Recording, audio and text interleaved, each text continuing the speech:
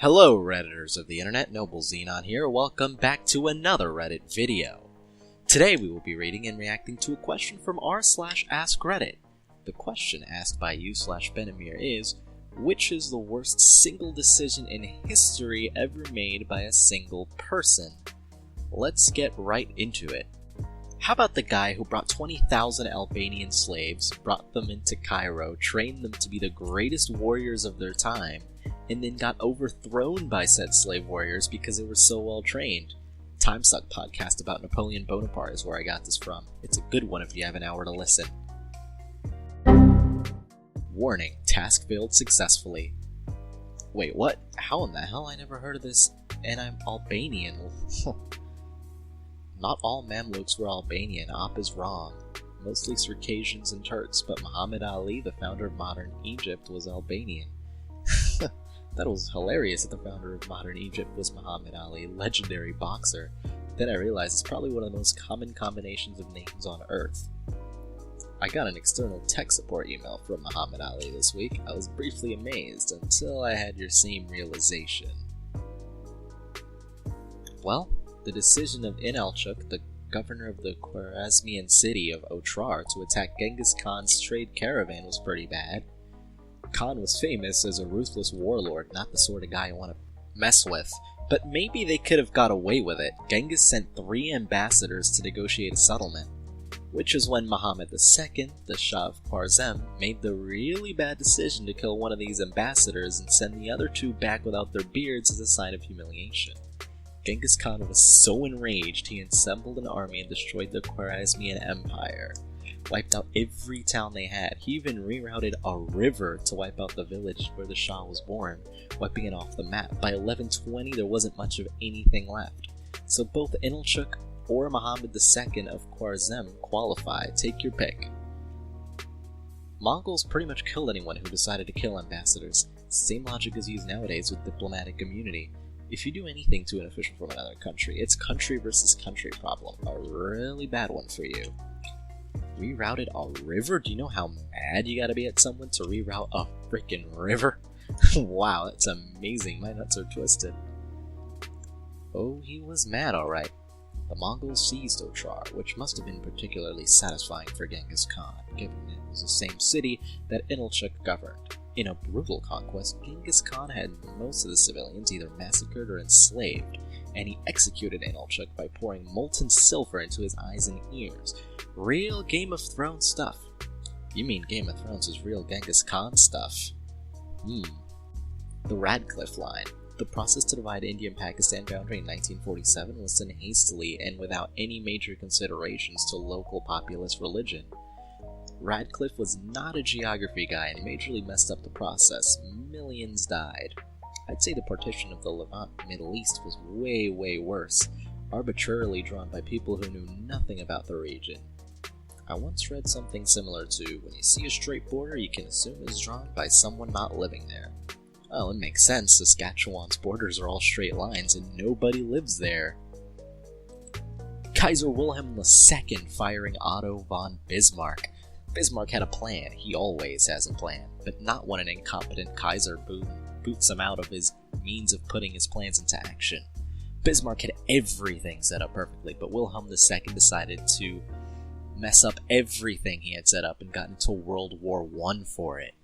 Seriously, people constantly bring up the assassination of Ferdinand, but this was such a bad move it should have completely overshadowed the powder keg of Ferdinand's death. Wilhelm II had no idea what he was getting himself into, and firing the very man responsible for the rise of Germany into international power was a hell of a way to kick things off. Bismarck told Wilhelm what works out to, "Hey idiot, you'll lose all that you hold in 20 years. Bismarck also predicted World War I being started by some damned fool thing in the Balkans. The Donner Party of 90 pioneers choosing to take a shortcut when heading west from Illinois to California in 1846. Said shortcut led to them getting trapped in the Sierra Nevada mountains and resorting to cannibalism.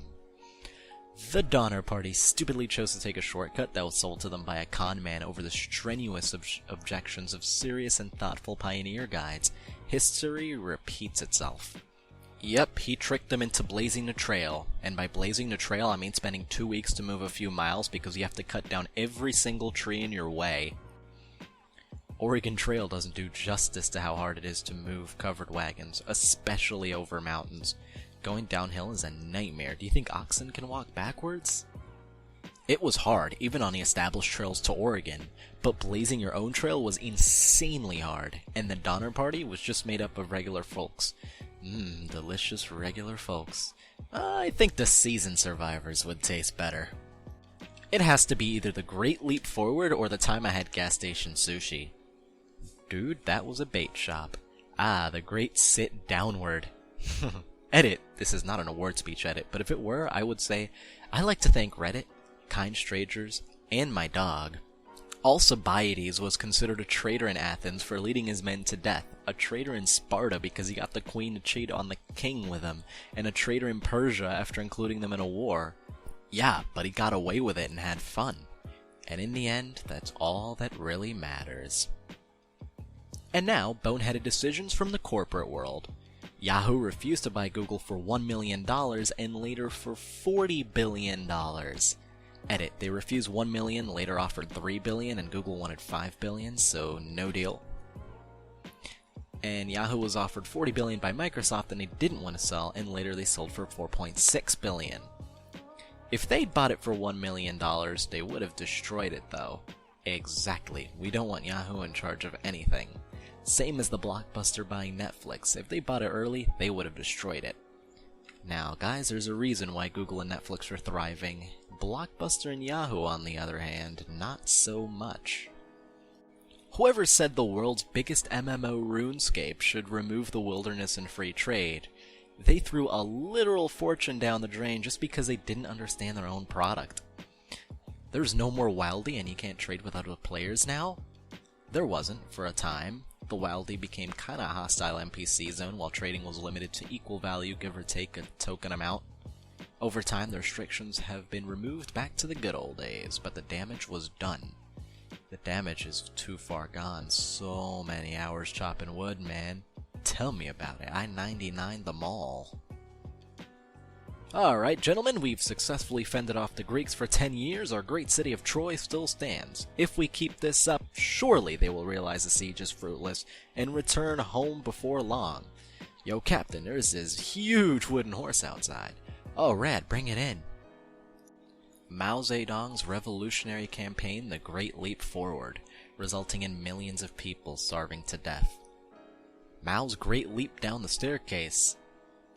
'Twas late in the 50s, enacting a plan when troubles were started and problems began. The Communist Party of China would say, collectivization's the word of the day. We've had it with former proceedings, said Mao. It's time for a leap to the here and the now, and if there's resistance, he thought to explain, we'll purge with the fair right anti-rightist campaign. Exclusive production is bad for the soul, and it isn't better to work as a whole? It's truly unruly, and duly I feel we're better investing in grain and in steel.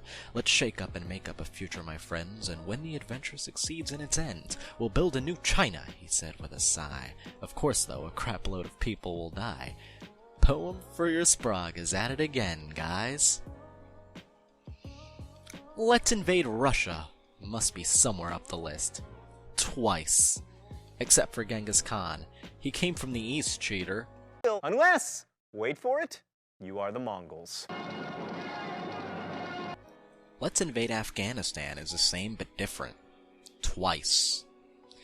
I don't really know anything about Napoleon's campaign, but Hitler kinda had to invade the USSR at some point. And if he waited any longer, Germany's oil crisis would only get worse and the Red Army would only get stronger. And putting the Red Army's victory against the Wehrmacht down to lol Russian winter is more than a little ignorant about the history of the Eastern Front. And of course, the worst decision of all time in all of human history has got to be, in the beginning, the universe was created. This has made a lot of people very angry and has been widely regarded as a bad move.